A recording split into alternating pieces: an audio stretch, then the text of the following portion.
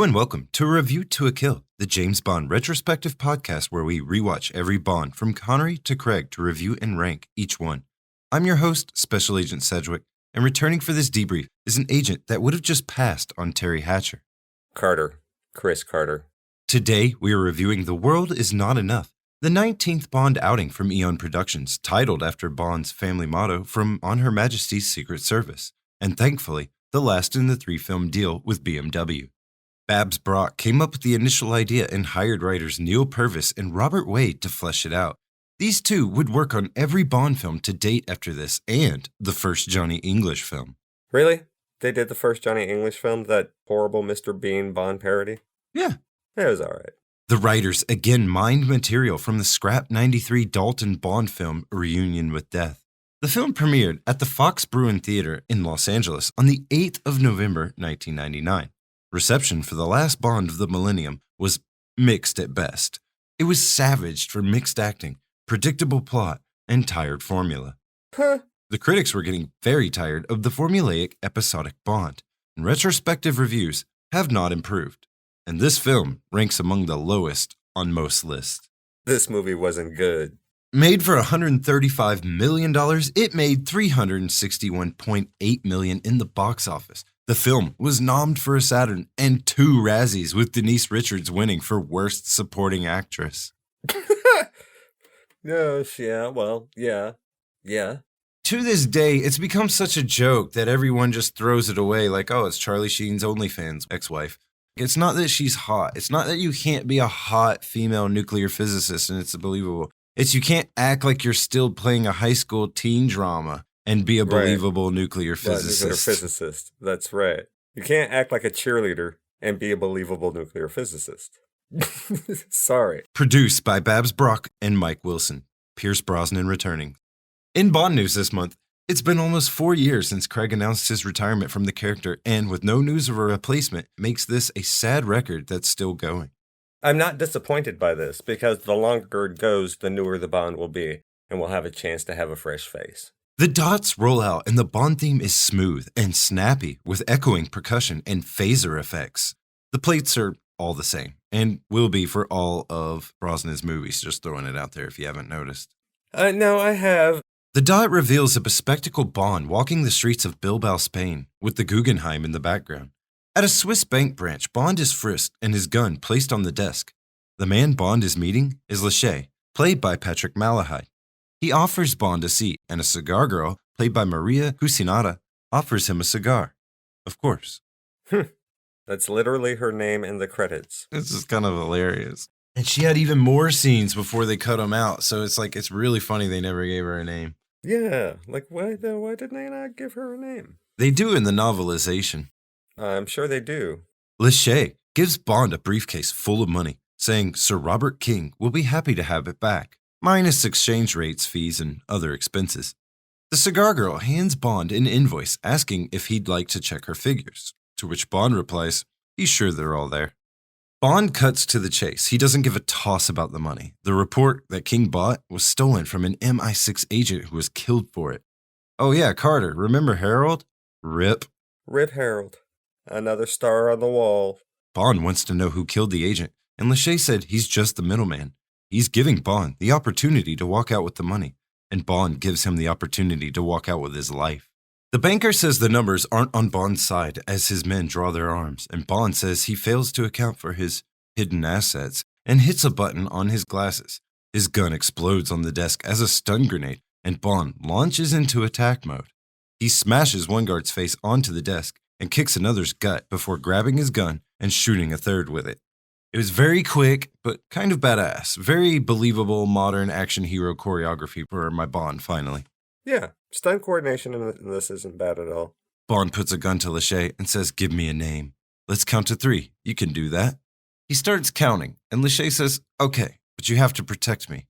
Well, he tried to say that before Cigar Girl knifed him in the neck from behind. Right. I don't know what it is about this guy, James Bond, and not checking corners. Well, I checked the corner. He knew she was there. He assumes too much. Right, he assumes far too much. She's a woman, obviously not a threat. Which is insane given his Which history. is insane, right. Given his history of women who have tried to kill him. And take advantage of the fact that he does not take them as serious threats. I mean, it's a known weakness of his. You would think you would compensate. It is a known weakness, and it's hilarious how in the movies they start acknowledging that. Right?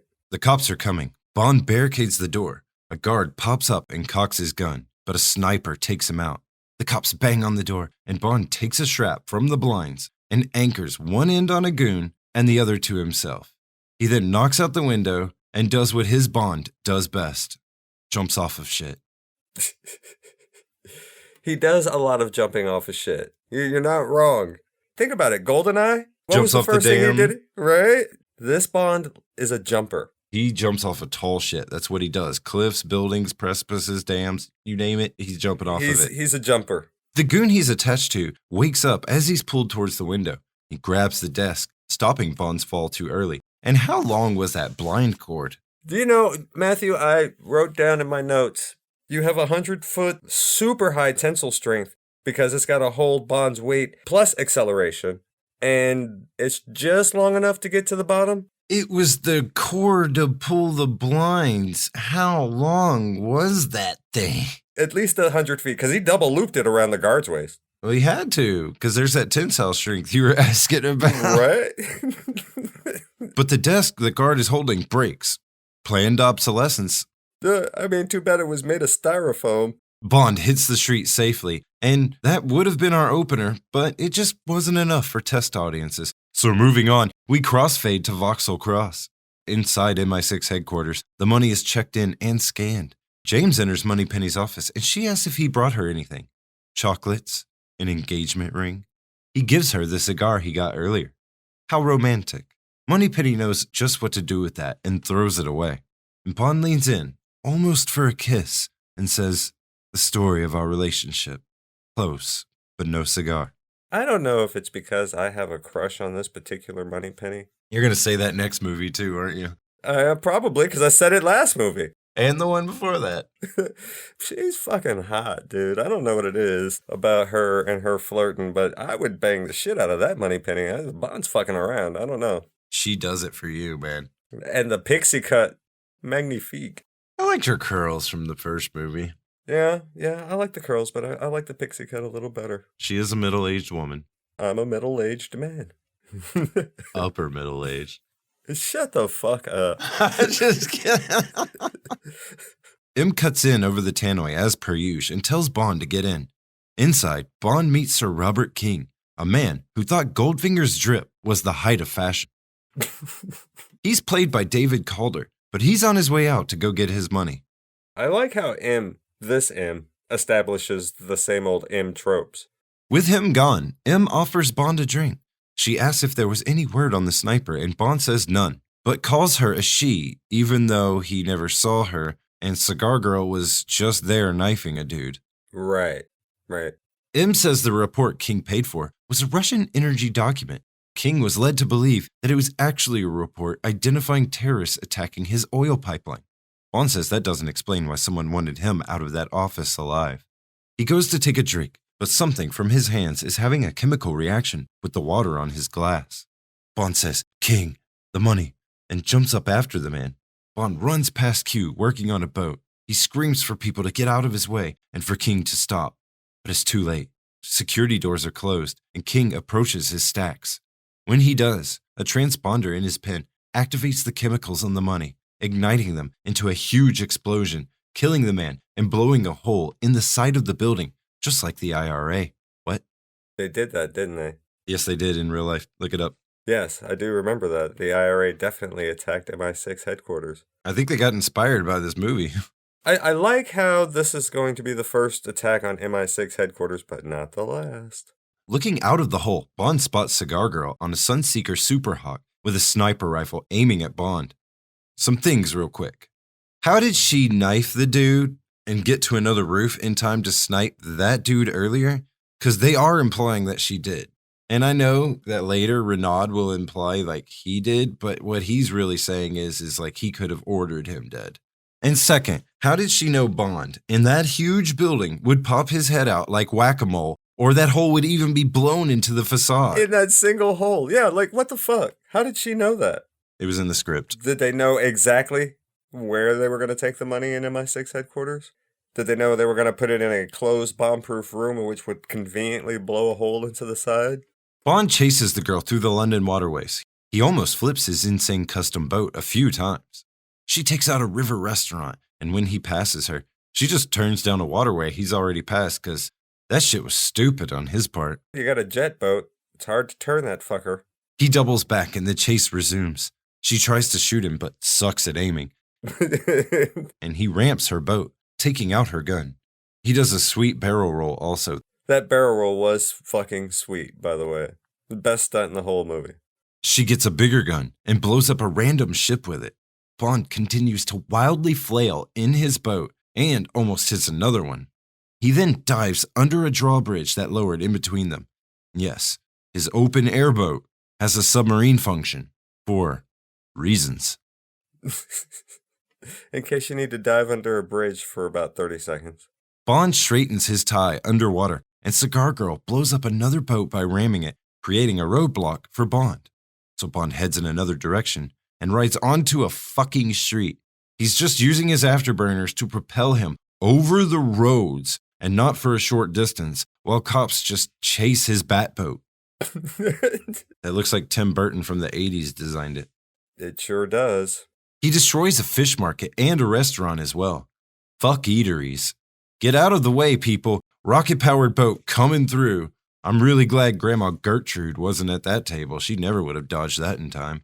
Jesus, thank God there was no kids in a high seat right there. Fucking Christ. Oh my God. Oh my God. You know, I think about these things sometimes as like, I wonder how many people James Bond has inadvertently killed with his license to kill. James, your boat ran over a baby in a bistro today, and I can't believe these are words I'm having to say to you. He's reckless. Bond's shortcut caught him up, though, and he's headed right for Cigar Girl. This chase went on forever, with not much happening, and it was cut down big time from an even more unbearably long sequence. The girl heads towards the Millennium Dome and beaches her boat before Bond torpedoes it. She commandeers a hot air balloon, and as it's taking off, Bond ramps his boat off of the Super Hawk once more and dives from the boat as it's flying through the air, catching the tether rope to the balloon just in time. He's dangling there by his superior grip strength, 5 feet underneath her, and she still can't shoot him to literally save her life. So let me get this straight. We went from a boat chase to a car chase, back to a boat chase, to a balloon chase? Yeah. And we haven't seen the title credits yet? And we also had the fight scene before all this, and the escape. And we had a whole Moneypenny office scene, and an M office scene. Oh, wow. And we still haven't seen the titles yet? Nope. I'm beginning to believe this movie might suck. It's not that you can't have a long pre-title sequence. It's the length of this isn't what ruins it. It's the disconnectedness of it all. It's that this very obviously should not all be a pre-title. The silliness of the whole thing. Why didn't they put the boat chase in the middle? They put the best stunt in first. The balloon rises over the dome and helicopters close in. She aims the gun at the balloon tanks and Bond screams, "Don't do it. I can protect you." And she says, "Not from him," and fires, blowing up the balloon, killing herself, and dropping Bond onto the dome. He hits hard and keeps tumbling down, only saved when his shoulder is caught on some support beams, which arrested his fall, fucked up his arm. I've always felt that this scene inspired the shape-shifting assassin from Star Wars Episode 2.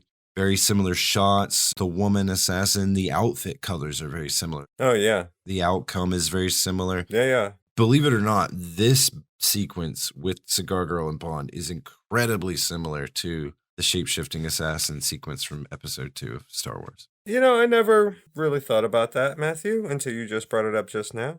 But you are absolutely right. As Bond hangs against the dome by his good arm and God grip, we transition to the title sequence, finally. The opening chords to Garbage's "The World Is Not Enough" strike up, and we see oil droplets and iridescence as a droplet turns into an oily glow. Sophie Marceau of Braveheart fame plays Elektra King. With Elektra, Bond thinks he has found Tracy, but he's really found Blofeld. Sharon Stone and Vera Farmiga were also considered for the role. I'm pretty sure Sharon Stone could have played a better villainess. Marceau is probably the greatest thing in this movie. She is a tour de force actress. Maybe it was just the writing and her character motivations. Oh, yeah. Other things that really turned me off. Robert Carlyle of The Full Monty, Trainspotting, and much more plays Renard. The role had been offered to Javier Bardem, who would later portray the villain in Skyfall, and Jean Reno. Luc Besson's best friend. Denise Richards of Tammy and the T-Rex plays Christmas Jones, which Tiffany Thiessen also auditioned for, and I wish they gave it to Kelly Kapowski instead of Charlie Sheen's ex-wife turned home porn star. You know, the Tammy and the T-Rex reference, I hope there's a few listeners who get that, because holy fucking shit, that movie exists. Right? It's like, right? That movie exists. But y'all should watch that. Look, if I could recommend a movie to watch. Nude women float in and out of the oil. Muted purples contrasted by fiery oranges. Then CGI invisible women appear as oil drips over them. The visuals are done very well. It's early CG, and there are some noticeable seams in this last effect, but overall it's great, and it fits well with the movie. There's one bit with oil globes, fire globes, iridescent girls, and girls in a globe. The girls on screen, wrapped around a globe, are not filtered, and nipples are shown if looked at. Right? Associate producer Nigel Goldsack, that's a hell of a last name. How do you not use that as a pickup line? Assistant Director Jerry Gavigan, Second Unit Assistant Director Terry Madden, Script Supervisor Nikki Clapp, don't touch her. Unit Manager, the Floral Iris Rose. Some parents with the last name of Rose decided to name their daughter Iris. Yeah. Okay. Moving on. Oil derricks and explosions give way to darker imagery for the second verse of the song. Supervising Art Director Neil Lamont. Set decor Simon Wakefield. 6 art directors including Simon Lamont. Underwater photography Tim Wooster. Aerial by Mark Wolf. Additional unit by The Woo. Nice. Girls spring from the fountains of oil. Miniatures by John Richardson. Main titles by Daniel Kleinman. Again, I should have more to say about the titles. He's good at making them, and he has thematic ideas, but he just doesn't go very deep with any of them. Once a basic theme is locked in, it's just about how cool it looks to him, not really what they convey. I don't disagree. Started out looking pretty good, but then somewhere towards the middle it seemed like it might be seizure-inducing to some people. Didn't it seem like a lot? Special effects supervisor Chris Corbold. Stunt coordinator Simon Crane. Second unit director Vic Armstrong. Edited by Jim Clark.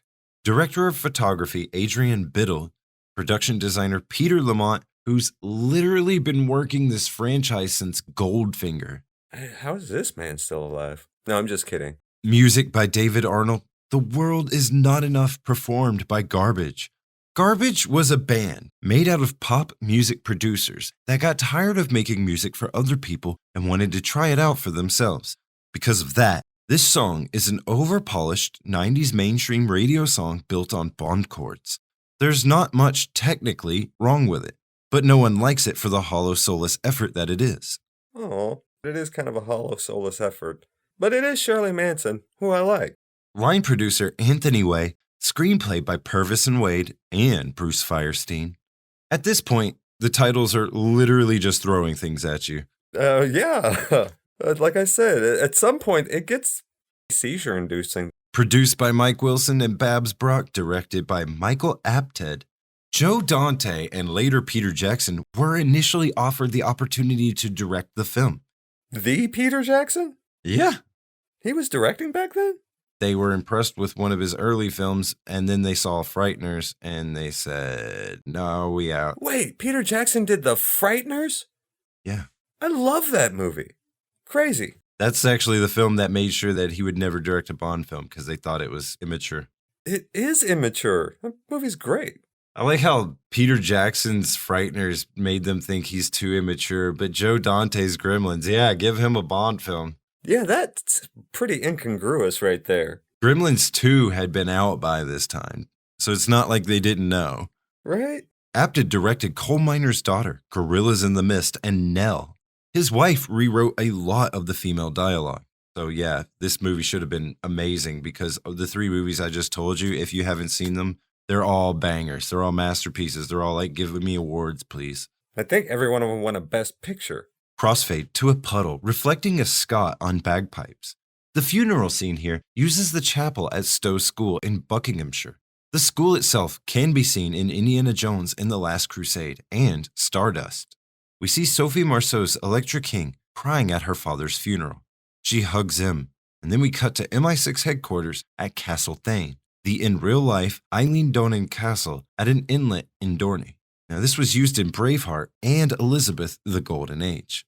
A lot of famous movies filmed around here. Tanner exposits the money was dipped in urea and was a highly compacted fertilizer bomb. In one of the notes, the anti-counterfeit strip had been replaced with magnesium that the MI6 scans didn't pick up somehow. And this started a chain reaction when the lapel pin got close enough. The money was dipped in piss? Yeah, that's what I'm thinking to myself. Was it Connery's? Robinson says they know it was someone close to King to switch the lapel pin. Oh, okay, so it's his daughter then. The only one close to him we've been introduced to so far. Problem solved. This movie had so much foreboding and exposition. They wanted to have a twist, but they gave you everything. Everything. They gave you everything. All the 00 agents, again, including a female, get their dossiers, save Bond. He's pissed and huffs at Tanner, who says sorry, but Bond's off active duty until he's medically cleared. I mean, bro, your arm is in a sling. What did you expect? Right. You're off the case. Imagine a quarterback breaking his arm and then getting pissed off he's not starting the next game. Sit down, chill out, relax. Let all the other 00s handle this mission. It's fine. You got a team of 00s. We cut to x-rays of a dislocated collarbone and Dr. Molly Warmflesh, played by Serena Scott Thomas. And is that a menopause joke? That was her name? Molly Warmflesh? They gave the doctor a name, but not Cigar Girl. Doctor had more lines. Jesus fucking Christ. The writers were lazy. Bond says he needs to be cleared and pulls her close. She says that wouldn't be smart as he takes off her skirt, saying, let's just skirt the issue. She says you'd have to promise to call me and digs her hand into his shoulder, saying, this time. If he stays in constant contact, shows certain stamina, and doesn't ghost her this time, she'll do whatever his magic penis wants her to do. This was establishing Bond's weakness for the rest of the film, and really making him seem like kind of a sleazeball, because we all know he's not going to fucking call her. Nah. Again. We cut to a man playing Amazing Grace on the bagpipes as Bond walks past and stops to watch him. The bagpipes turn into a machine gun and a flamethrower used on a dummy as Q sits on a computer. I suppose we all have to pay the piper sometime, eh, Q? Oh, pipe down, 007. Something I said. No, something you destroyed. And Q then says that the bat boat was his fishing boat for his retirement. But what? How the fuck are you going to fish on that? And why is it kitted out with waterboarding features and torpedoes? It has afterburners. Yeah. Like, what the fuck are you fishing for, Q? Nuclear submarines? Nessie? Right? Q then introduces Bond to the fellow that Q hopes to follow him. And we find John Cleese of Monty Python fame pulling the, oh, I'm caught in the door gag. This was very silly. It was stupid. This old man never opened a door in his life. I love me some John Cleese, and he's coming hot off a Fish Called Wanda at this point, and they totally underutilized him here. Bond calls him R and pockets some new Q glasses. R sells Bond's new car, a 1999 BMW Z8. It has titanium armor, a heads-up display, and 6 cup holders. Amazing. Oh, I forgot about the titanium armor. You forget about the 6 cup holders? I forgot about the car. Thank you. To be honest. Q tells R to show off the coat, and R adorns a ski coat with an emergency tab that, when pulled, cocoons the wearer in an inflatable shell. This entire bit is supposed to be comedic, but it's very rooted in 1960s Anglo slapstick and grandpa humor. All of the above, and I wonder if we're going to see that again in the movie later. Duh. Bond asks Q if he's retiring anytime soon, and Q says, listen, 007, I've always tried to teach you 2 things. First, never let them see you bleed. Bond says. And the second, Q says, always have an escape plan. And hits a switch, lowering him away, out of the frame, as he looks up in a great goodbye. So quiet and emotional. And this film would be Llewellyn's final performance as Q. The longest-running actor of the series, Llewellyn was not meant to quit yet, but was killed in a car accident shortly after this film's premiere, realizing his wife's fateful prediction and worst fear. Desmond liked fast cars. And while this truly was not meant as an exit to the character, it's almost hard to believe that it wasn't, for how perfect of one that it is. It's very sad and accidentally powerful. You couldn't have made a more perfect goodbye if you tried. No. I'm so sad that Q died. We cut to Bond Googling King and Elektra. We learned she was kidnapped but escaped when she shot 2 of her captors. Bond runs some numbers and realizes the money he got for King was the same amount of money for her ransom. Bond tries to look up more on Elektra, but her MI6 files are locked out by M. But if you weren't aware that she's the Bond villain, then you could see right here that she's missing her right earlobe. And Bond girls don't have physical deformities. The villains do. Absolutely true on all points. This movie was so fucking telegraphed and obvious. Bond confronts him about stealing Elektra's file. M says King came to her when Elektra was kidnapped. M doesn't deal with terrorists and told King not to pay, though. M tried to use the girl as bait, which is what you call mens rea, or motive for revenge. I was just saying Elektra's the bad guy. Just saying. Bond points out that the bomb money was the same amount as the unanswered ransom and says the terrorist is back. Instead of, logically connecting it to the center thread of the web, Elektra, okay, this movie sucks. This movie sucks because even basic policing would say, well, he doesn't have a wife, let's look at the daughter. The small-town sheriff in Fargo is literally less insultingly moronic right now than Bond is. This is insulting how stupid he is in this movie to make the plot work. It is insulting how stupid he is in this movie to make the plot work. We then see the team brief on Renard, a Russian anarchist who kidnapped Elektra. He was shot in the head by an MI6 agent a week after Elektra escaped, but Dr. Hot Flashes informs us that he survived. But the bullet is slowly killing him. He will eventually die, but his senses will die off first, making him impervious to pain while still alive. She says this is because the bullet is traveling through the medulla oblongata, and while that area does have control over the nervous system, damaging it won't make you feel nothing, it'll just stop your heart and breathing. That's the command board for your autonomous functions, not your switchboard for the senses. Also, why is it just taste, smell, and pain? Why doesn't it take his sight and hearing? Because then he wouldn't get stronger every day until he dies. Yeah, it only affects tactile senses. Keeps him functional. Yeah. Selective sensory decay. Selective sensory decay is what we call it. This movie sucks. It's a very narrow path through the medulla oblongata. You gotta hit it just right. God damn, this movie was bad. Just then, Moneypenny comes in and hands him a letter. It seems the doctor has cleared Bond, noting his exceptional stamina, which Bond grins about like an idiot. I can't blame the actors because they all did a passable job. Do you remember 10 years ago when I told you the lesson I learned in rehab was you're not outsmarting anyone if you turn around and told them you did it? Yeah. All right, wipe that smile off your face. Yeah. M wants Bond to go to Elektra. She's taken over her father's pipeline project in the Caspian Sea. Bond is to find out who switched the pin and keep an eye on Elektra in case Renard appears. A worm on a hook, Shadow Op. M reminds Bond that shadows stay in front or behind, but never on top. And that's funny, but tall shadows fall on top of anything they cast over, lady.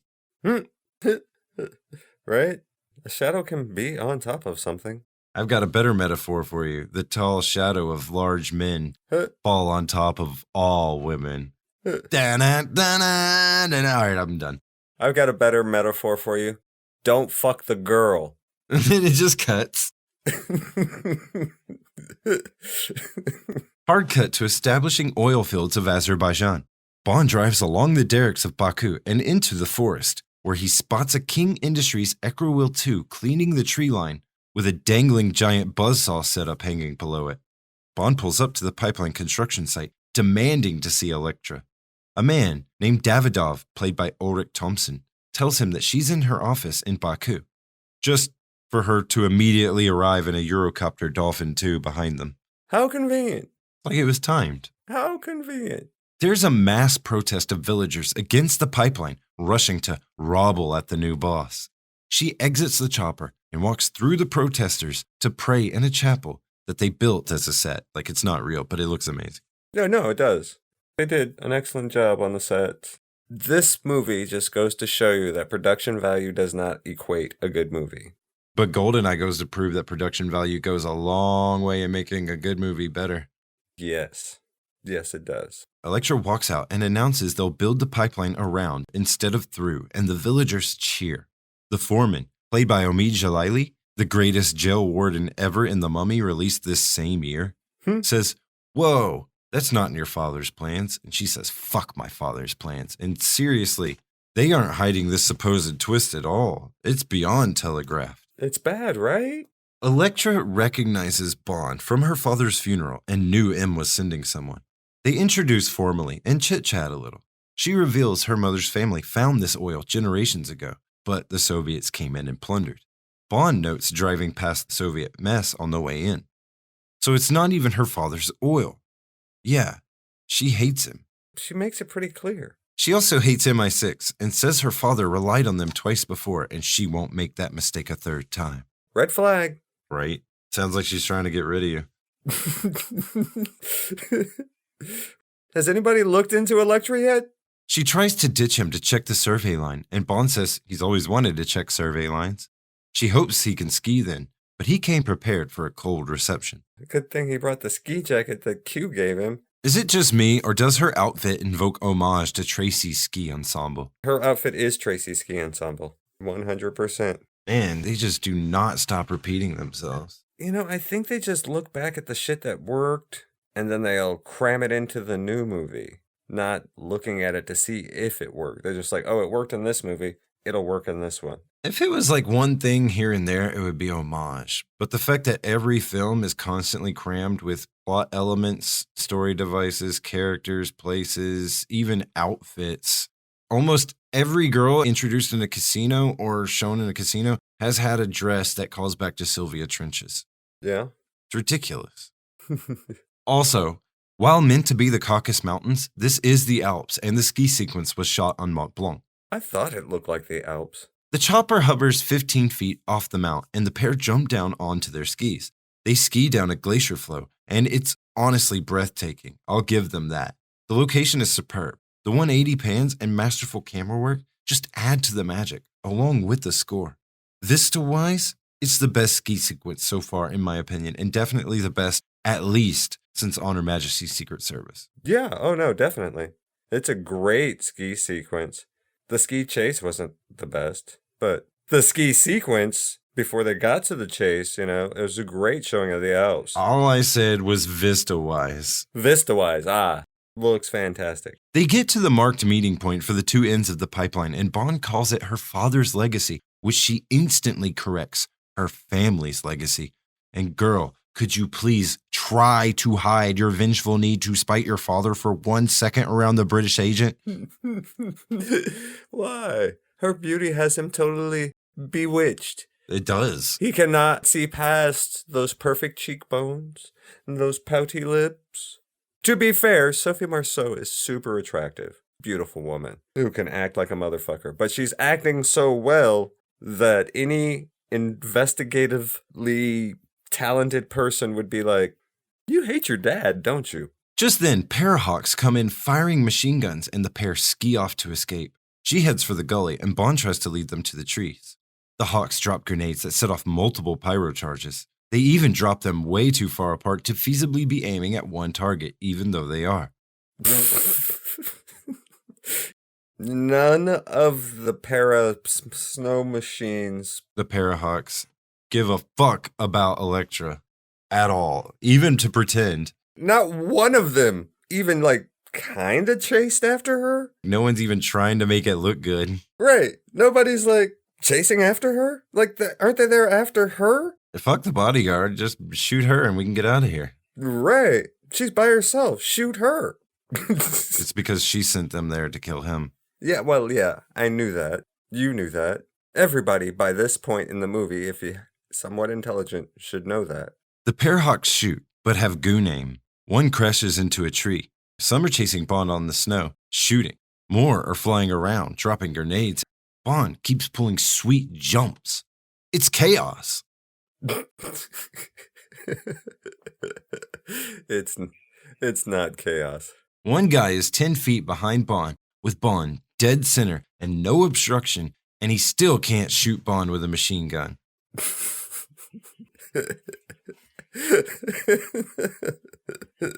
One goon gets team killed, and another flies off a cliff just to open another chute and get back into the fray. Brosnan's Bond then does what he does best. It jumps off of a very high structure, jumping like 200 feet off of a cliff and ripping the goon's reserve chute on the way down.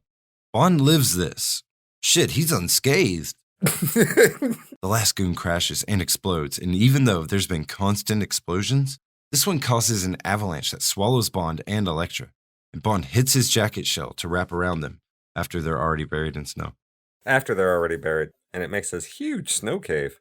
I mean, I could have swore I saw the plywood walls of the snow cave that this avalanche made. Elektra freaks the fuck out, and Bond calms her down and digs them out. We then fade to Elektra's estate in Baku, where, when ready to see someone, it's Bond she calls for, and not Davidos or Gabor, her bodyguard played by John Saru. Was he a wrestler? Yes. I thought so. He looked very familiar. Bond smirks about this, continuing Brosnan's tradition of playing Bond like a spiteful teenager, far from the effortless suave of Connery, which you can't take from the man, no matter how much shit I give him. He did have that effortless, molesty kind of suave. Before we go any further, the exterior of Elektra's palace is Kusuksku Palace, Istanbul, while the interior is the Luton Hoo Hotel in Bedfordshire, a veteran location seen in Eyes Wide Shut and Never Say Never Again, and it provides more backdrop in the next scene as the casino bar. Nice. Getting their money's worth out of those locations. In her room, Elektra asks Bond who's trying to kill her. She then sells him on her fear and trauma post-kidnapping, and how she overcame it by lifting herself up by her bootstraps and telling herself to get over it. Next, she tries to get Bond to stay. He tells her that she'll be safe there, and she tells him that she doesn't want to be safe. Her eyes can't get any wider, her lips any poutier. She even tries the call him chicken bluff, but to no avail. Bond departs, and we cut to the Loire Noir Casino. The casino itself is actually Halton House, the one-time residence of Alfred de Rothschild. Jesus. A little bit of money in that estate. Inside, Bond dons his X-ray specs. We see an armed guard. We see women's lingerie and hidden guns. And knives. Some criticism of this film was Brosnan already graying for his third outing, but more specifically, how Bond was starting to feel like the movies and shows that parodied it. And this scene is a shining example of that. Yeah, it pretty much is. They literally go out of their way to insinuate that Bond is checking out every single girl in the room while he has those on. Yeah. He's a pervert. Well, yeah. Haven't we established that already, this movie? There's a difference between being perverted, like I'm sexually attracted to girls in a healthy way, and I'm just being a creep. He's a creep. James Bond is a creep. He's a creep.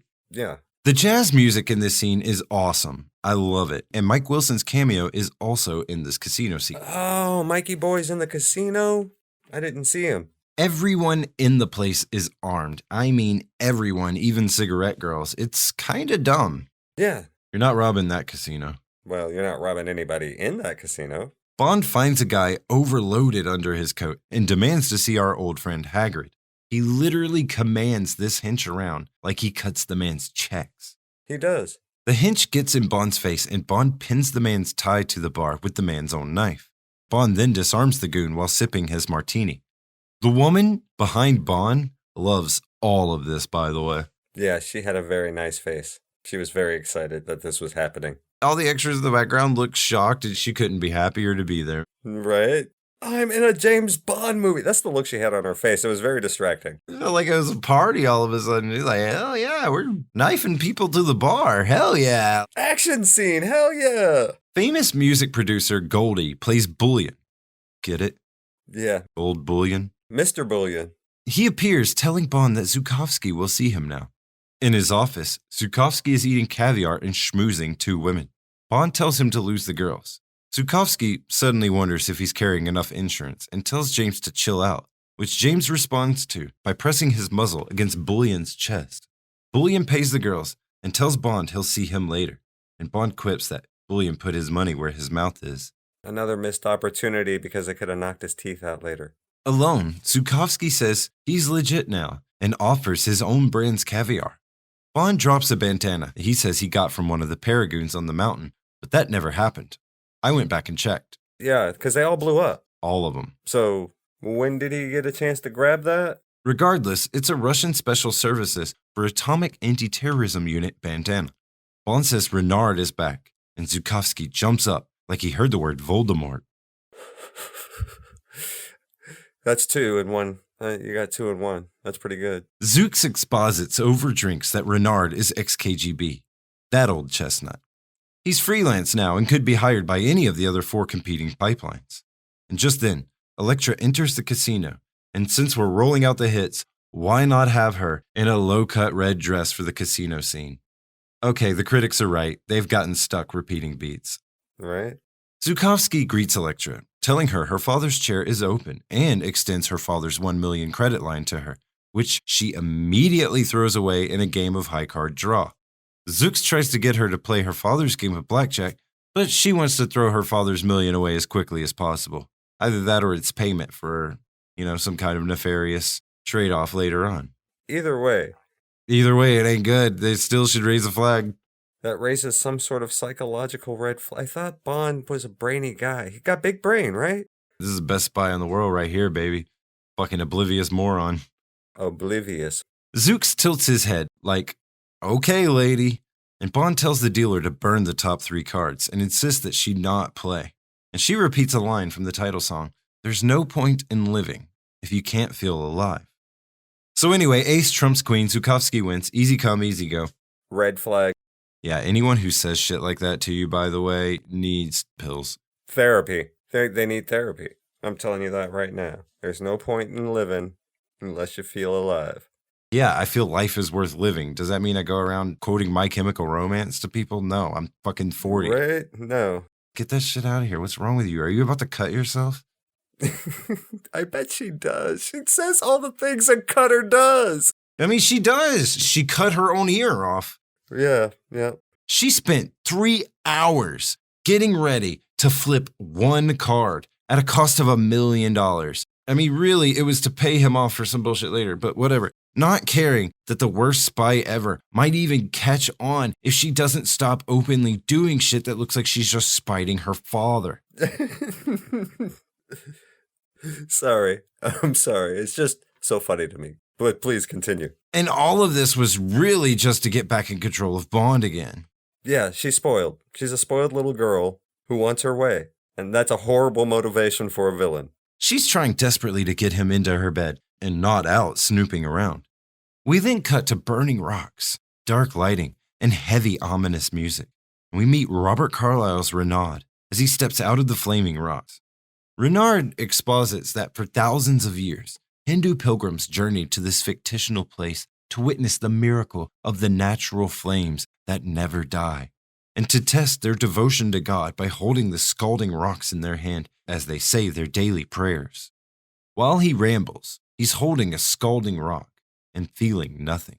Well, we have to establish that the villain can feel no pain. Even though we already established it. Renard then hands the rock to Davidov, badly burning him for his men not killing an unarmed Bond on the mountain. Satisfied that Davidov is loyal, he then shoots Dr. Arkov, his nuclear expert, played by Jeff Nuttall. Arkov had everything ready except a chartered plane for his bit in this plan, and was starting to voice concerns about the mission. So he's out with a bullet. It's always the guy who bitches the most. It doesn't matter who fucked up. The squeaky wheel gets the grease, and if you're in a criminal organization, the grease might be a bullet. How do henchmen work? Is there like a union or something? Yeah. Do villains just go out and like, look, I need 15 henchmen? I could never work for a villain. Because, like, the only promotion up is, when the second in command gets killed for fucking up. And then you're next. And then you're next. Yeah, I don't want to be that guy. We then cut to Bond and Elektra getting it on in her room. She has an odd obsession with ice and rubs it along his arm before snowballing it with him, saying, "Oh, your poor shoulder looks painful." When they're done banging, Bond asks how she survived the kidnapping, and she said she fucked the guards, got a gun, and started shooting. Yeah, that's what she said, basically. Fair enough. She's a woman who knows how to use her body to kill men. Hard cut to Bond breaking into the King's security office with a Visa card Q key. I too have used a credit card to open a locked door, and mine required less effort. and I thought to myself, what happened to the watch that picked locks? Didn't you just have that last movie? That was a phone. Oh, right. It was still something. What happened to that? As Bond snoops inside, Davidov returns and enters. Bond has snuck out the window, though, and outside finds Arkov's body in Davidov's car. They cut to Davidov returning to his vehicle after doing his shit in his office, and we follow him to an airstrip filmed at Northolt Airport in South Ruislip. Bond shoots Davidov when he opens the trunk, and then takes Davidov's ID that was taken from Arkov. Bond then dumps Sasha Davidov in a dumpster. Carl McChrystal plays Trukin, who comes up behind Bond asking what happened to Davidov. Bond says, "Buried in work," and Prigo tells Bond to come along. Do you not find it difficult to believe that none of those henchmen questioned James Bond? It's fine. Okay. Davidov was a dick, so... Well, at least he brought the grease. You know what I'm saying? You answered your own question. The kicks are here, and Davidov isn't. I don't care. Let's go. I got paid. All right. Bond grabs Davidov's gear and boards a CASA Avio car. On the plane, Prigo gives him a uniform and tells him to wear the ID. Bond goes to the bathroom to forge his photo onto the ID and change as we cut to them landing in Kazakhstan. He just happened to have everything he needed to forge his ID. He's a spy, but I'm sure no one's going to look too hard. It's not like he's going to show up and a nuclear physicist's immediately going to start checking his credentials. So anyways, as they drive, there's a random explosion. Okay, that was out of nowhere and leads to nothing and is never explained. Nope. We then cut to scientists moving cores from one pod to an identical one for some reason. And I'm not a nuclear physicist, so maybe there's a good reason. Maybe there isn't. One of the scientists goes outside to discard her Dr. No-inspired nuclear suit. And that's not a nuclear physicist either. That's Starship Trooper Wild Thing Denise Richards. She drew the most criticism of the film for the, and I'm quoting millions here, most unbelievable portrayal of a nuclear physicist of all time. But hey, she's hot. She's hot. Bond arrives in time to see her disrobe, and she asks what he's doing there. You know, with all the nuclear weapons being carted about like stage props. What is this place for? Where's the security? There's no perimeter fence, not even a hasty one. This is where we disarm nuclear weapons. Randomly. We blow up the cores over there. That's what the explosion was, a core blowing up. It's so stupid. Right next to the road, people are coming in with no kind of warning to like traffic control. We're about to blast. Let's stop traffic a mile up a road. Right? Stupid. Yeah. Bond says he's Mikhail Arkov, and she introduces herself as Dr. Christmas Jones. She checks his credentials immediately, but eventually tells him to go down to the plutonium. She exposits bitterly that she's been cleaning up the tritium of his country's hydrogen bombs. So that's what they're doing here in this wide open random field. Yes. This entire sequence was shot in Spain, by the way. I couldn't tell. She's a cold fish and hates Bond. Also, tries to catch him in his terrible Russian accent by saying in Russian that his English was good, and he replies in Russian that he studied at Oxford. Oxford Girl was last movie, bro. You should have said Cambridge for 30 years and then it'd at least be the truth. Yeah. Despite his efforts, she knows something's up with him and side-eyes him. Bond then descends into the facility and immediately sees Renard. He's stealing a nuclear warhead, and Bond immediately puts his gun on Renard, point blank. And does not shoot him in the fucking face. There's only 3 other goons in this room. 4 other goons? And at this point, he's convinced this is the guy. Right. And at this point, he is convinced this is the guy, not Sophie. He's not a hench, he's the villain to Bond right now. Right. And there's only 4 other henchmen in a room. He has been in worse, far worse situations unarmed than to take 5 guys who he has the drop on. Why doesn't he shoot him in the face? Because then the movie would be over. Yeah. Renard laughs that Bond can't kill him. He's already dead. But metal as fuck line aside, that logic, even with his predicament, only works if killing Renard right now wouldn't stop Elektra's plans, which it would, because he's completely involved with them to the very end. Right. Renard points out he could have killed Bond at the bank, and Bond thinks this is all just petty revenge. Renard laughs at his life being threatened by a clueless, immature moron who's blindly fighting to save capital. At this point, I would be like Renard. This dude is a fucking idiot if he hasn't picked up on what's going on yet. My girl can't keep her fucking mouth shut about how much she hates her dad. Also, the dialogue in this scene was horrible. It was cringy. Bond asks what Renard's doing with the bomb, and Renard just points out that Bond has no plan. He's emotionally unstable and afraid. Bond's hands are shaking, his gun's unsteady. And I want to point out that Robert Carlyle is 5'6" and 150 pounds soaking wet at this time in his life, but whatever. I need you guys to know that Robert Carlyle is a very tiny dude. He's small, but he feels no pain. Be like wrestling a crackhead. Renard says if he doesn't check in, Elektra dies, and Bond says he's bluffing, and yeah, he is. He is. And you're a mark, my dude. Renard brags about breaking her in for Bond and gets pistol whipped for it. Bond stands behind him to execute him, and Renard says there's no point in living if you can't feel alive. Someone in the orchestra tickles high piano keys, and Bond says, huh? You could see the question marks around his dome, right? Like a comic book. Christmas comes in saying Arkov is in his 60s and this man is an imposter. The 3 guards for the entirety of this nuclear stockpile draws on Bond while Renard's men keep on stealing the nuke.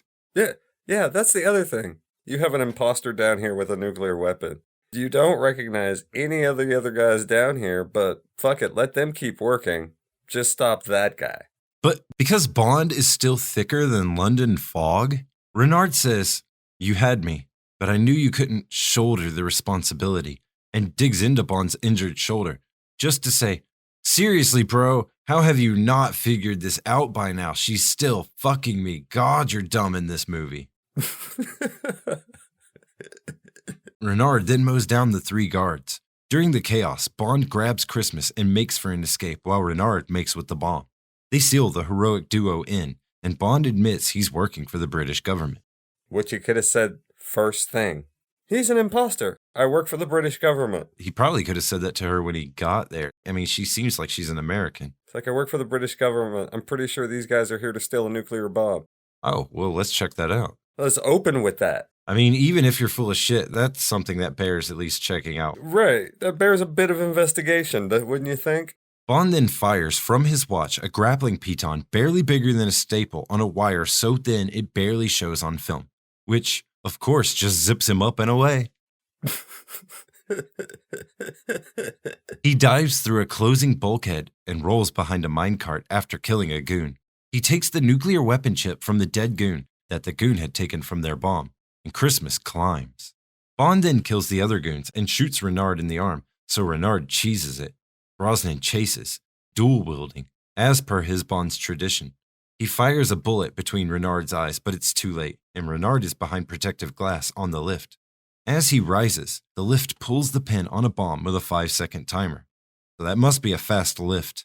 Right? Christmas gets a blast door open and Bond runs, jumps, and grabs the pulley chains to ride like a zipline with the explosion behind him. Multiple explosions, because every 10 feet another pyro charge goes off.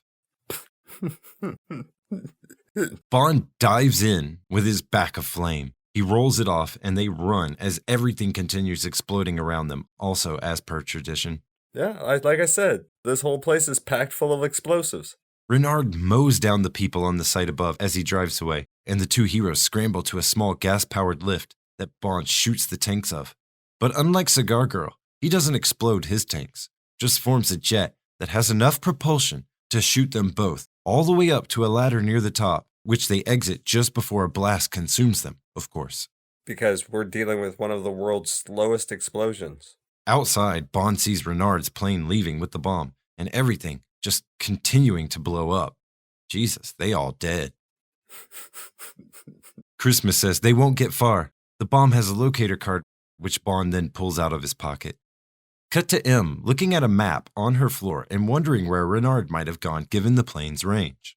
Elektra calls M and says James is missing, and her head of security was murdered.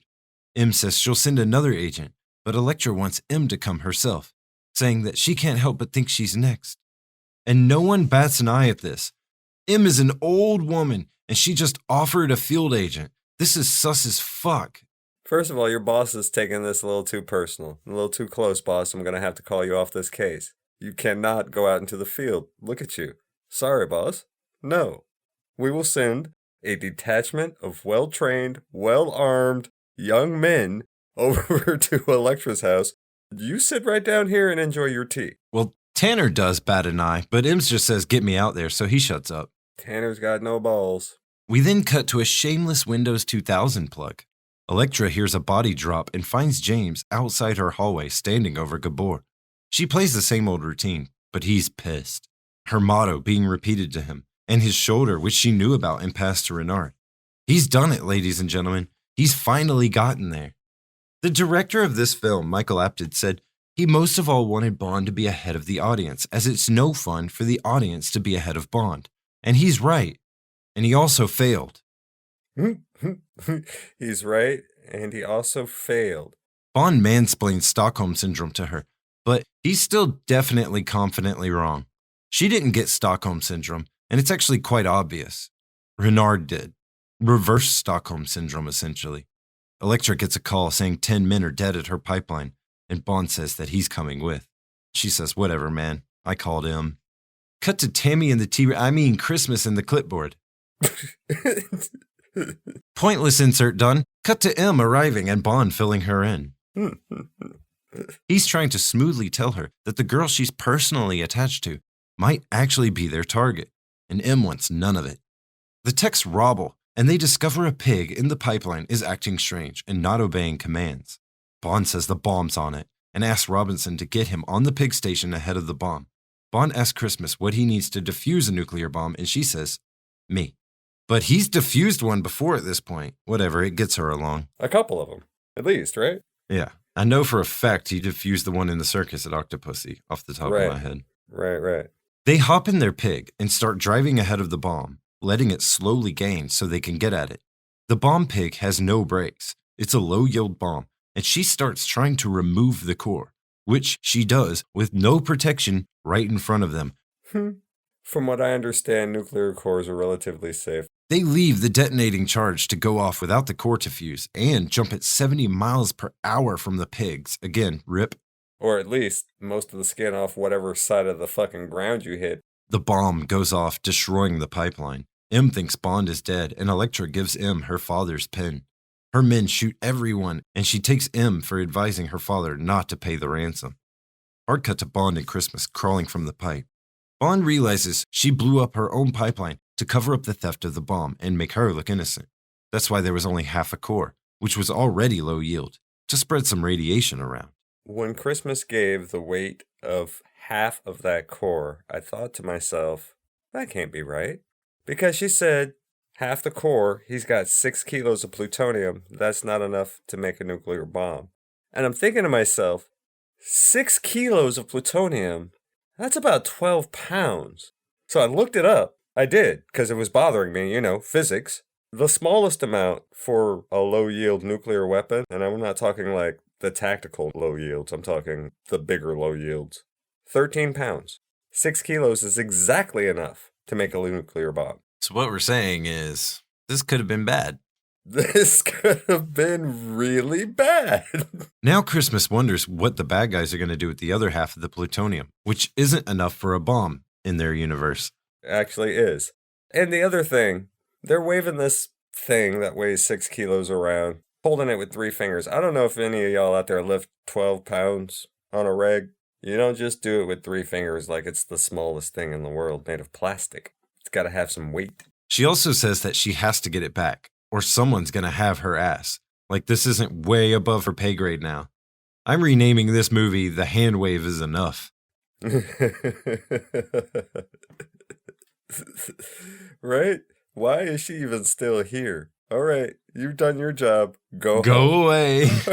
This is definitely not involving you anymore. This is now an international incident. Right? Bond gets a hold of Robinson, who says M is gone, and we cut to an establishing shot of Istanbul.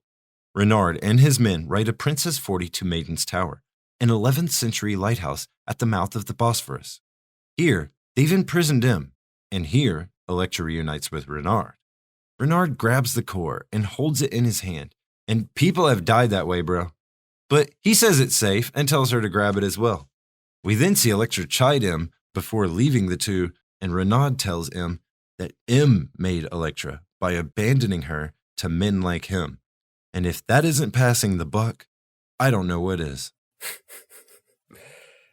Everybody passes a bit of buck around in this movie. I tortured her and traumatized her and made her into this, but if you would have paid the ransom, none of this would have happened, so it's your fault. Right. If you hadn't kidnapped her, maybe she wouldn't have been in that position? He literally is saying, look what you made me do. It's your fault. Yep. He literally is saying, look what you made me do. M will die, along with everyone in the city and the oil-driven future of the West. Renard's been watching time tick away to his death since she sent her man to kill him. And now, she'll do the same, as he puts a clock on a stool in front of her. This literal ticking clock is set for noon the next day. Cut to Renard and Elektra having a lover's quarrel because she's a cold bitch who only cares about herself, and being emotionally cruel to people is her thing. She's also taller than him, and not by a little. Not by a little. Cut to an insert of M trying to get the clock. Cut to an establishing shot of the Caspian Sea, and then to Zhukovsky going to check his caviar factory, where Bullion sees Bond's Z8 and calls Elektra to tell her Bond is alive. So everybody's working for Elektra. Yep, everyone. It's another plot twist. No, it's more like a plot convenience. Yes, I know. Everyone working for Elektra is as lazy as Bond never picking up on any clues. Yes, oh no, absolutely. You're not wrong, Matthew. It is. Why the fuck would Goldie be working for Elektra? Right? Even in Quantum of Solace, where we have people everywhere, the way they do that is so much better. This is just random. I guess we need this to happen. Inside the factory, Zook sees Christmas dolled up and waiting, and Zooks is elated, just to be brought down when Bond slams the door, holding a worker hostage. Can't you just say hello like a normal person? Bond wants to know why Elektra dropped $1 million like nothing in his casino, what she's paying him for. They tell Zooks about the bomb as the tree-trimming chopper buzzsaws through the building. Bond fires at them. They fire back. Bond moves to his vehicle, and they fire a rocket at him. Small gas tanks explode, and the chopper cuts paper pipes that are super thin, flimsy, and movable. More explosions, and Bond starts up the Tesla autopilot come to keys feature. He jumps in and fires a Stinger missile at the chopper, just for another chopper to saw his car in half. So, titanium armor, titanium saws? Diamond tipped. Gotta be. What else would you use on trees? Bond then goes to the Prometheus school of running away from things when the blades chase him down the dock. Hey guy, turn. I don't know, hop a couple feet to the right or something. Jump in the water. Bond ziplines with a crowbar. Everyone's shooting. Shit's blowing up. Bond accidentally dispatches a goon with a hatch door. He opens a gas line underneath the chopper and then fires a flare. The resolution halves and shit gets grainy, but the chopper explodes. Sending CGI saw blades everywhere, miraculously killing no one. Not a single person. Just comedically has old Zooks jump into a vat of his own caviar to escape being final destinationed. Bond threatens to let Zooks drown in the caviar bath that looks a lot like oil. How thematic.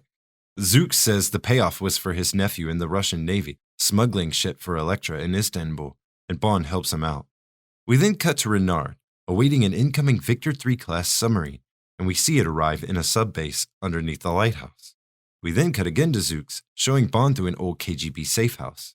Now it's FSB. Same friendly service, new initials. Yeah. Zooks tells Bond that they'll try to get a hold of his nephew, but the sub could pop up anywhere, and Bond realizes Elektra's after the nuclear sub. Christmas adds that putting weapons-grade plutonium in the sub's reactor would cause a catastrophic meltdown, making it all look like an accident, but most importantly, irradiating the Bosphorus for decades and forcing everyone to use the King pipeline due to her unique route. Zooks, worried, wants more desperately than ever to find his nephew, who we then cut to meeting Renard at the sub. Captain Nikolai is played by Justice von Donaghy, for what it's worth. Renard gives him and his men poisoned brandy and food. We cut again to M as Elektra enters and puts the clock on the cell bars, saying it's time for M to die. Elektra leaves, and M takes the battery terminal from the clock and connects it to the nuclear locator card, and Bond now knows where she is. Ooh, M, using spycraft. Look at her go. What I liked about that is the setup for this was so sleek. Like, he hands it to her in front of us, but they don't make a big deal out of it. They don't call it out. If you miss it, you miss it. But it's there, and I love that. Right? Yeah. It was one of the better things in this whole movie. Yes, it was. I remember that even from the first time I watched it. I was kind of impressed by that. Back with Bond, Bullion leaves his case he's been clinging to the whole movie, and they all run from the obvious bomb. A stuntman gets thrown into the wall, Jesus, and rocks fly everywhere. Shitty Soviet terminals made of rocks. It's like Karim Bey's office all over again. It's like Star Trek. Bond and Christmas run after Bullion, and we see Zooks bloodied and still on the floor. Outside, Bond snares the trap, and Gabor is there with Bullion and goons to lead them away. How did he know Bond would survive his bomb? To set a trap. Okay, I'm going to plant the bomb. I want you guys to wait right here around the corner in case they chase me out. If he doesn't run out after Goldie within 30 seconds, we'll go check for bodies, but we're not holding on to burning rocks, okay? We're going to have some redundancy in this plan. I'm tired of getting my hands burned. Tired of getting my hands burnt. See what happened to the last guy? I'm now second in charge. Please don't fuck up. Cutting back to the sub beneath the lighthouse, Renard ribs the dead sailors and steals Nikolai's captain's hat. They begin making the plutonium rod to insert into the reactor, but it'll take time. Renard exits the sub and fills Elektra in on the progress, giving her Nikolai's cap. She's going to fly out in half an hour, and he'll embark on a suicide mission on her behalf. So this is goodbye for them, which you appropriately feel more heavily from him. From her, you still feel as if everything she says and does is to push people the direction that she just wants them to go. Oh yeah, she is a spoiled little bitch. She has no feeling for him. She is like him, except she has no emotional feelings. She has no feeling for anybody. Though that's the point, is she's exactly like him, except she had sharper teeth. Yeah. She was the bigger predator.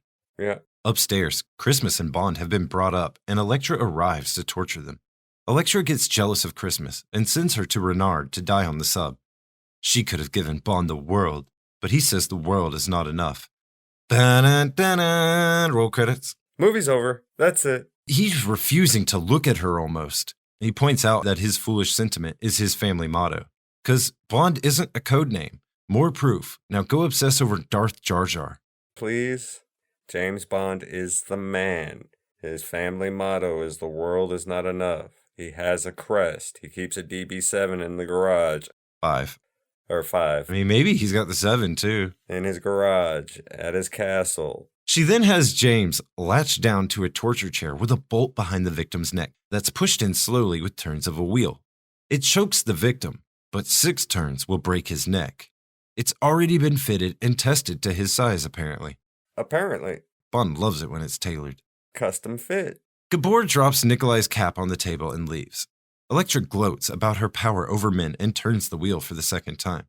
Bond still is an idiot, so she has to tell him straight up that she turned Renard when she realized her father wasn't coming. Renard never turned her. And regardless of what Renard believes, the love fool, she was always this monster. This is just what let it loose. I could believe that. She's a spoiled rich brat with daddy issues to the max. She's super hot and beyond manipulative. She's probably never heard the word no. These talents didn't manifest because you stole her, Renard. They were sharpened over a lifetime and you set them to purpose. Christ, she cut her own earlobe off in a bit that I'm sure was a small nod to Honor Majesty's Secret Service's Blofeld. In fact, so much of this movie is a nod to Honor Majesty's Secret Service, but with subverted expectations. Right. She monologues and emasculates him. He just now realizes that she killed her father herself. World's greatest super spy, ladies and gentlemen. I swear to God. Bond says, So it's all about the oil. And annoyed that he's still so simple and one-dimensional, she turns the wheel again. Yeah, bruv, the oil, and so much more. Could you please keep up? She wants to spite her father and run the oil game while completely reshaping the entire future trajectory of the entire world. She wants to be an asteroid that hits so hard they'll live next to the crater forever. It's more than oil. She straddles him and he begs for the lives of 8 million people. She tells him that he should have killed her when he had the chance, but he couldn't. Not her. Not a woman he's loved. Cringe. Cringe. He's killed women he's been in before, lady. Sometimes right after. She kisses him, and he says she meant nothing to him. She turns again, and he says, one last screw. All of a sudden, gunfire erupts outside, and Elektra looks out the window to see Zooks and Co. storming the place. So instead of just clicking that lever 90 degrees. One more time real quick. Ending him where he sits, she's going to spectate. Yep. Plot armor. They shoot up the goons, and Zooks lights up bullion. Elektra grabs a gun and hides it underneath the Cap'n Cat. As Zooks walks in screaming, I'm looking for a submarine, it's big and black, and the driver is a good friend of mine. He sees the cap, and Elektra shoots him through it twice. She kicks his gun away and walks back to Bond. Zooks grabs his cane, cocks it, and aims it at Elektra before aiming it at Bond and shooting out one of the binding latches over Bond's arm. Bond nods, and Valentin Zukovsky dies a hero's death, immediately ruined by her saying, Zukovsky really hated you. That was dumb. That was dumb. And you aren't even going to check? Even hearing the ding and knowing Bond is unharmed. Right? What did he shoot? You're just going to say that? You're not going to check? Nothing? Okay. There's no detectives in this Bond movie. No, there's no critical thinking in this Bond movie. Not at all. She goes in for the last turn, and he fights her off with his free arm and unfastens his restraints. He rolls, grabs a gun, and kills Gabor and Co. He then chases after her as she runs up the lighthouse. She eggs him on by taunting that he can't kill her. Not in cold blood. And bitch, you pushing him. Oh, man. Right? If it were me, and I had gotten to this point, I would definitely kill you in cold blood.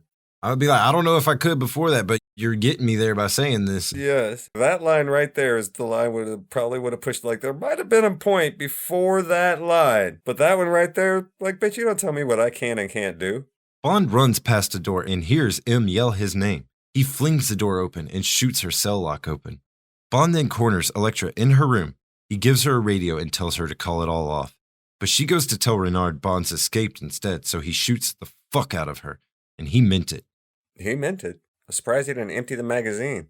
Drop one on her face just because. She thought he'd miss her too much, but he never misses. Yeah, if he didn't see that line coming.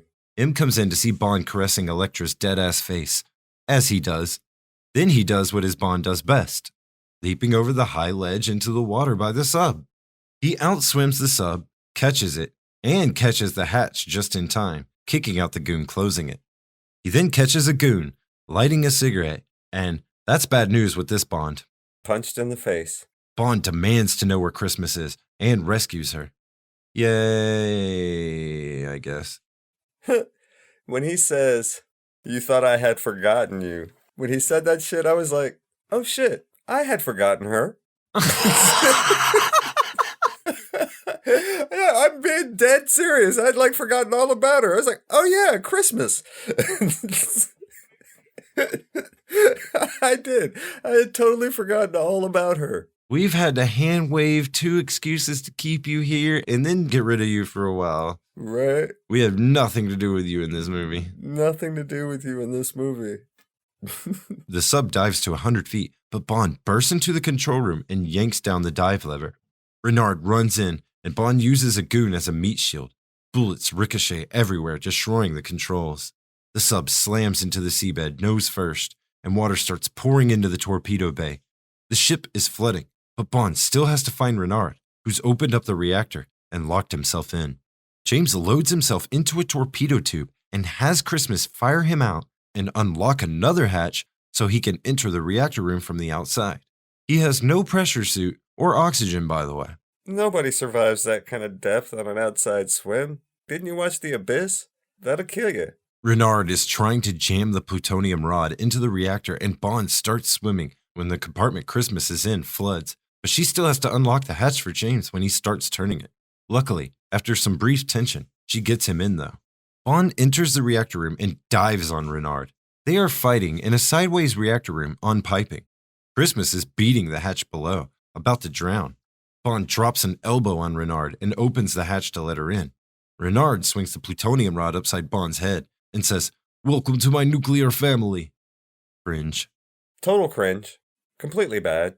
You know it's not bad though. Denise Richards' nipples in that wet t-shirt. Nice. Oh, man. I've seen all of her movies. Renard gets the rod halfway in, but Bond trips him so he could take it back out. Renard bitch slaps Christmas and beats the shit out of Bond. They're choking each other, and Bond tells him that Elektra's dead, and Renard loses his shit. He rage beats Bond into a cage and locks it. He then begins inserting the rod again, and this feels a little like tug of war. Yeah, a little like tug of war. I was thinking to myself in hindsight, it's like, maybe you shouldn't have told him that part. Maybe you should have just said, we have her prisoner if you want to see her alive again. Pull the same shit he pulled on you. As the rod is inserted, an air hose is forced loose. Bond grabs it and reinstalls it, then hits the button designating the tube with the plutonium rod, and pulls a lever on a high-pressure purge system. Bond says Elektra's waiting for Renard, and the simp smiles before being impaled on the rod as it flies out of the reactor. All he wanted to do was die anyway, so yay, Renard. The hydrogen levels are way too high after that near meltdown, and they flood the reactor room before heading up the sub. They enter an aft torpedo room and fire themselves out of the ship with no air and no pressure suit. But they're fine, because he told her to exhale all the way up, and we've established the bends doesn't exist in this universe. I did do a little research on this. Aft torpedo tubes did exist up until about World War II-ish. People stopped using them. They were just too much of a structural integrity thing for submarines, and the torpedoes got way better. So what you're saying is that no nuclear submarine would ever have an aft torpedo tube because they had stopped that practice by the time we had nuclear power submarine. Right? The sub blows. They surface, and we cut to them drinking on a balcony in Istanbul as fireworks literally go off above their heads. Bond always wanted to have Christmas in Turkey, and she thinks it's time he unwrapped his present. Back at the MI6 office in Scotland, they are looking for Bond with an infrared satellite. They find his car, and then his non-blurry heat signature, in photoshopped human shape, laying on a bed, when Christmas Jones' signature pops out from underneath him. So scandalous. So scandalous. R slaps the laptop closed and chalks it up to a premature form of the Y2K bug. And we then cut back to Bond just so he could say that he thought Christmas only came once a year. Cringe. What a way to end this piece of shit. Cringe. This is the first Bond movie to end on the Bond theme, but who cares? I'm giving this movie a D. Sophie Marceau was amazing. Brosnan, in my opinion, was a delight in this movie. The Q exit is retroactive brilliance. Zukovsky's return was nice, and the music was a step up from last time. But every single other aspect of the film was an insult to Bond fans. He is made so incredibly dumb and unable to grasp anything even when spelled out for him. Everything is cringy, unbelievable, and starting to resemble the films that parodied Bond. The brilliant directing and camera work could not counterbalance the terrible writing. And please, remember, it's from my childhood and still one of my personal favorites, but I have to be a non-biased, honest critic. I also gave this movie a D-. Everything that you just said about the movie was absolutely true. Sophie Marceau, check. Pierce Brosnan, check. The score, check. Hell, the cinematography, the layouts of the locations, beautifully shot. For real. Beautifully shot. Too bad nothing happened in the story. Right, this movie was gorgeous. But again, high quality production value cannot save your movie if it is poorly written. And poorly written is really, really nice to this one when I say it is poorly written. Really nice. For the kill count, how many do you think Bond kills? 9. 27. 43 die by other means for a total of 70. You Only Live Twice will never be topped in terms of total body count. No. They had a ninja war in that movie. And GoldenEye will never be topped for Bond's blood count. No? Interesting. Pre-title. The pre-title was a non-eventful setup device with a minor stunt that garnered yawns from test audiences that was then stretched to a way too long pre-title by adding a boat chase that's, if we're being honest, more exciting in concept than in execution. Instead of one great stunt piece, there's many minor ones, but they're somehow even more ridiculous and unbelievable. 11th place. Aside from the boat chase, which I really felt did not need to be in the beginning of this movie, it really was the whole stunt set piece of this movie. And they put it in the beginning. I was a little pissed off about that shit. After it wrapped up, I was like, how are they going to top that? And they didn't. They absolutely did not. I gave this a 13th place. Title. The titles are well polished, and so is the song. They're both made very well by industry leaders in those fields. But as pretty and polished as they are, there's nothing really there behind either. They tried to do something similar to the last song and have a song sung through Elektra's perspective, but it just falls flat.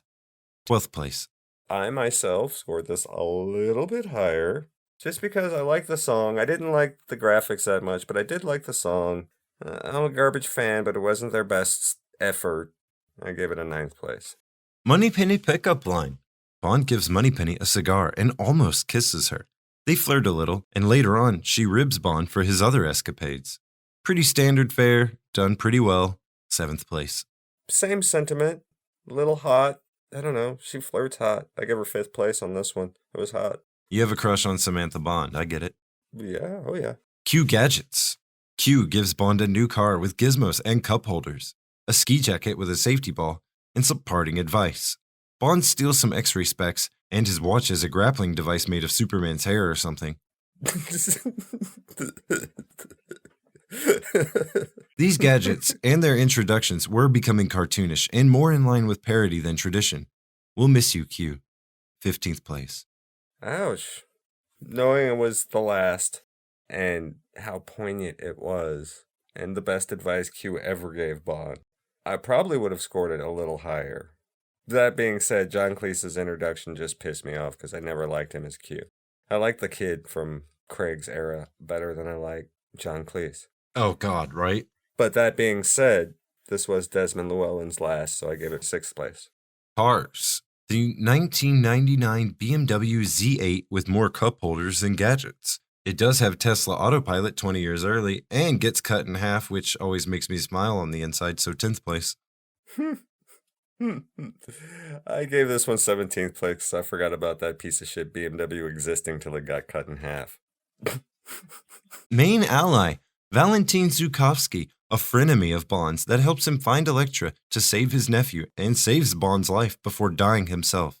He's an amazing character, so full of life and masterfully portrayed that you really don't want him to die. In fact, I'm bitter he died in his second film and specifically for this film. 1st place. What? You gave Valentin 1st place? Yep.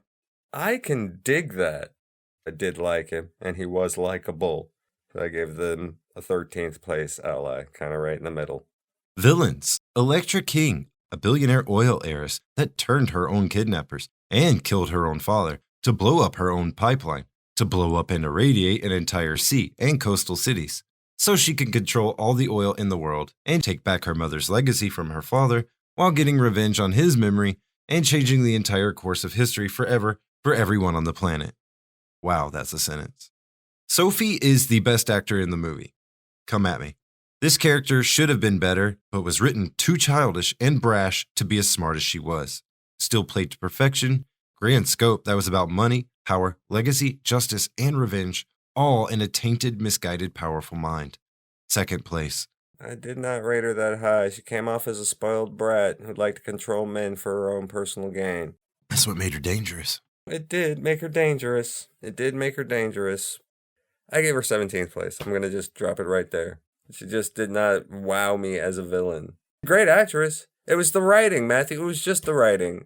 As a character, I just didn't get behind her. Her plot was better than she was. Everything else was a failure around her. It wasn't like Elliot Carver, where he couldn't even nail down a fucking behavioral pattern for the guy. No, she was good, and she had a lot going for her. We could agree to disagree on this one. Main hench, Victor Zokas, better known as Renard, the freelance terrorist who kidnapped a girl and got reverse Stockholm syndrome. He caught a bullet to the head and doesn't feel pain anymore, and nothing will stop him from killing himself and everyone else for the girl he's a simp for, loves. He's a tragic guy, all jokes aside, and they treat him as such. Carlisle is amazing, but he's also 5.5 feet tall and a toothpick, 10th place. Oh, well, I somewhat agree with you. I'm 6'5". I cannot be impressed by this guy as a hench. No, I wasn't really impressed with him as a hench, and you called it. He wasn't a hench, he was a simp. He was a simp, and he was used, and he was ultimately going to die, and that was his thing. I gave him 14th place. Bond girl, Christmas Jones, a nuclear physicist portrayed by a giant pair of lips and a halter top in Daisy Dukes. She does stop the dirty bomb in the pipe, I guess, but the rest of the movie is forcing her to be there and Bond having to stop what he's doing to rescue her. All for a terrible joke to end the movie on. 18th place. I literally forgot about her. 17th place. That's legitimately hilarious. One-liner. I thought Christmas came once a year, 20th place. How many times did I use the word cringe to describe the lines in this film? I've never written that word into these scripts before, not once, and I've said it like 8 times in the past hour and a half, 20th place. Yeah, we've used cringe a lot for this movie. I appreciated the one-liner that I wrote down, which was the returning the money retort. When the Swiss banker is like, I'm just, returning the money. He's like, oh, and we all know how difficult that can be for a Swiss banker. That was a zinger. Boom. 12th place, banker jokes. Locations, Spain, Azerbaijan, Turkey, Scotland. They were well done. They were well shot. They weren't well utilized. I gave this a 13th place. I disagreed with you a bit. I thought the locations were done very well. They showed off major spots and landmarks. They were very effective and essential to the plot. Showcased places that we've both been to before and have never been to in the franchise. Seamlessly transitioned between locations, sets, and stages. The mountains were amazing. Baku was dirty when needed and gorgeous at other times to show off her wealth. 3rd place. Protracted attempt to kill Bond. The torture chair. The torture sex chair? Yeah, which as a scene, I'm giving 8th place just because of the resolution of it with Zooks. Otherwise, it'd go a lot lower. Oh. Autoerotic asphyxiation chair? David Carradine's favorite chair. 15th place. Oh, too soon? Mission or plot. Protect an oil heiress with a recently murdered father and find out who killed the man in MI6 headquarters, no less. But the daughter orchestrated everything to gain control of an oil pipeline from the Caspian Sea and then create a stranglehold on the market with a nuclear kamikaze attack by another man that would do anything for her. The plan is kind of amazing for my taste, and it's layered beyond belief, with a twist that would have been amazing if we didn't see it coming 10 miles away. 1st place. I ranked the plot kinda high. Not that fucking high. It seemed a little convoluted. I mean, if you gotta steal a nuclear sub with nuclear missiles, why not just nuke the thing? I mean, yeah, make it look like an accident. I get it. But if you just nuke it and say it's terrorist, isn't that still the same thing? Nobody's gonna believe your pretty ass did it. So, I gave this a 5th place. Because the plot, the overall plot, that was not bad. It was just a little convoluted to get there. Stunts. Bond jumps off multiple buildings and dives underwater in a boat. He dives from a boat onto a balloon and falls on the Millennium Dome. There's chases and fights, but nothing overly spectacular with the bar at its current position, 13th place. And Carter's right, all the best stunts were done before the fucking title sequence. Anyway, yes, they wasted all of the best stunts in the beginning of the movie. Even though they tried to spice up the Bond fight a little bit with Robert Carlyle doing a little bit of flipping around the poles. Would have been better if they'd done more. But, 12th place. The score. The beginning of the movie? Okay. The very last Bond song? Pretty banging. 9th place. The score is amazing. At any point, it was the highlight of a scene for me. Arnold blended the more contemporary techno elements of GoldenEye with the classic orchestral style from the last movie and got the perfect 90s Bond score. And while it's not as iconic as GoldenEye, it's more perfect and even throughout, and an overall better score, believe it or not. with new Bond theme elements that will carry over to the next film. And I gave it 4th place. Nice. Movie. This movie had some bright spots that I enjoyed, but those were like camera flashes. Overall, this movie made my fucking head hurt, generally speaking. I don't understand why they would think the audience would be so stupid. Like I said, it's insulting. To be behind Bond in this film. Everything is there to give it away in about the first 20 minutes. Oh, I'm sorry, the first 20 minutes is the pre-title sequence. My bad. Everything is there to give it away in about the first 15 minutes after the first 20 minutes of the movie. First 2 minutes after the title. Literally the first thing, it's like, oh, it's got to be somewhat close. Well, I bet it's the one person we've been introduced to. Right? So, I gave this movie a 10, but not by much. Production value got it up the list. Production value, you keep saying, can help, but it'll never save. And what Carter means by that is, you can have the prettiest movie in the world, you can have the best actors in the world, and you can throw all the money at it in the world to go to the best places and the best locations. And if your story sucks, your movie's still going to suck. That's what I'm saying. I used to like this movie when I was 14. It's modern, pretty, amazing acting, amazing music, solid mission, and Zooks is back.